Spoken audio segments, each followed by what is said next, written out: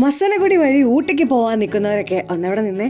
കയ്യിൽ നല്ല കട്ടിയുള്ള ഗ്ലൗസും കോട്ടും തൊപ്പിയൊക്കെ ഉണ്ടെങ്കിൽ മാത്രം പോയാൽ മതി കേട്ടോ.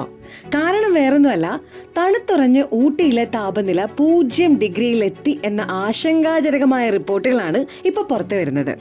കാലാവസ്ഥാ കേന്ദ്രത്തിൽ നിന്നുള്ള ഔദ്യോഗിക റിപ്പോർട്ടുകൾ പ്രകാരം ഊട്ടിയിലെ സാന്റിനെല്ല റിസർവോയർ പ്രദേശത്ത് 0 ഡിഗ്രി സെൽഷ്യസ് താപനിലയായത്രേ.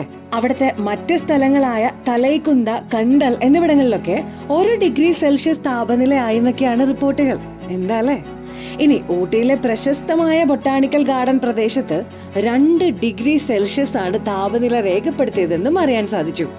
ഇതൊക്കെ കേൾക്കുമ്പോൾ തണുപ്പ് ഇഷ്ടമുള്ള പലർക്കും മസനഗുഡി വഴി ഊട്ടിയിലേക്ക് പോകാനും അവിടെ എൻജോയ് ചെയ്യാനൊക്കെ തോന്നുന്നുണ്ടായിരിക്കും. പക്ഷെ അവിടുത്തെ പ്രദേശവാസികളും കർഷകരും ഒക്കെ വലിയ പ്രതിസന്ധിയിലും ആശങ്കയിലുമാണ്.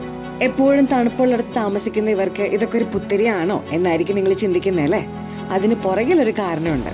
കഴിഞ്ഞ ഡിസംബറിൽ അവിടെ കനത്ത മഴയായിരുന്നു. അതിന് പിന്നാലെയാണ് ഈ കൊടും ശൈത്യം വന്നിരിക്കുന്നത്. പരിസ്ഥിതി പ്രവർത്തകരൊക്കെ ഇതിനെ ആഗോളതാപനത്തിന്റെ പരിണിത ഫലമായിട്ടൊക്കെ കാണുന്നുണ്ട്.